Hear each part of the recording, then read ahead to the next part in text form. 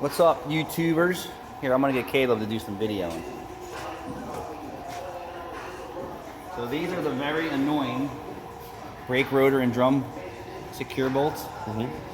And it's a good thing because most Europeans don't have studs that come through, and then this rotates. I, for one, can't stand it on domestic vehicles. Yes, anything that doesn't have lug studs. Hold on, don't go nowhere, don't go nowhere. Right, correct. Anything that has a studded flange, it's kind of waste. But Yes.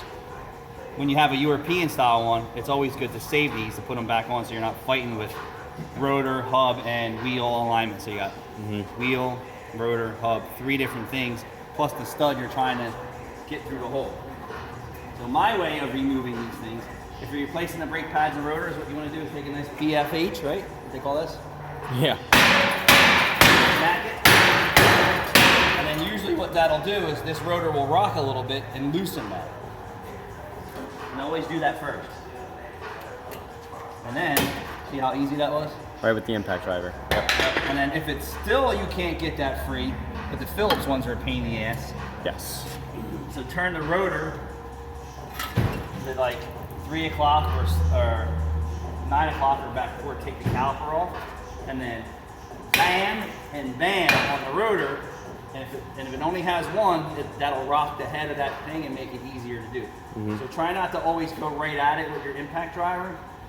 Beat the rotor, beat the rotor, beat the rotor, beat the rotor, and that's enough to usually stretch. It's what it's doing is stretching that little teeny tiny bolt. That's the fastest way to get these off and the easiest way. And if they're rotted out, blow them out with a torch, or if actually, once the caliper's off, I've hit these hard enough where it's popped the head of that screw right off. Yep.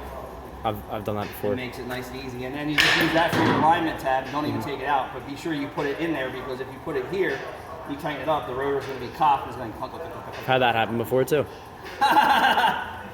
But I wasn't the one who snapped the bolt. Somebody else did it? I didn't realize. Yeah. And then put the rotor on and realized that it wasn't seated right. Yep. So, BFH, impact driver, and beat the rotor first with the caliper off, and jar this